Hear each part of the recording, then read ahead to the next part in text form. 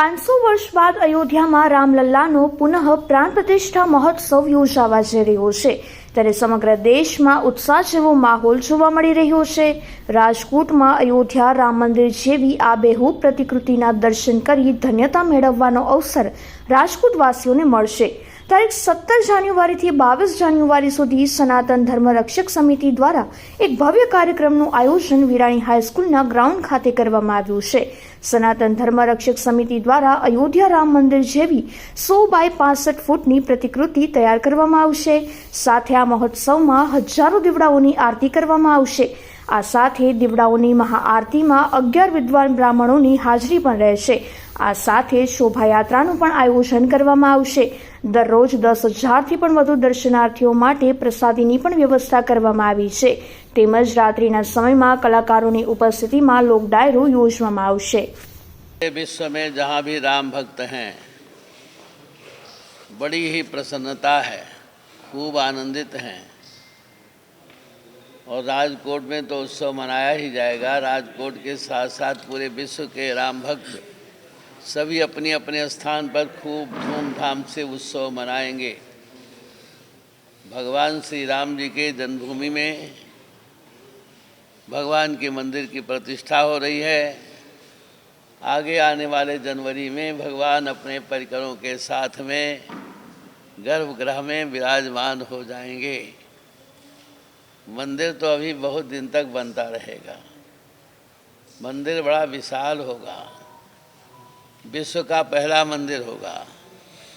इसी के उपलक्ष्य में यहाँ सनातन धर्म रक्षा समिति ने निर्णय लिया है, बढ़िया एक मंदिर बनाएंगे और 17 से 22 तक बड़े धूमधाम से उत्सव मनाएंगे, खूब आनंदपूर्वक उत्सव मनाएंगे। बड़े अच्छे अच्छे आयोजन होंगे, बहुत सुंदर सुंदर आयोजन है। इसके अध्यक्ष विजय भाई हैं, उनकी अध्यक्षता में कार्यक्रम होगा। बहुत सुंदर कार्यक्रम है, बहुत अच्छा है।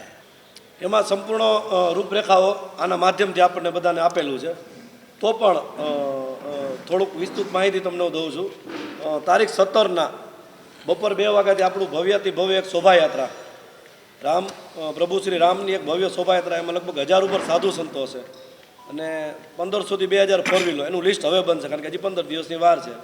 અને 2000 2500 કે જે કંઈ બાઇક થાય એ બાઇકની યાત્રાઓ છે અને ગુજરાતના નામાંકિત લગભગ બધા કલાકારો પણ આમાં જોડાય છે।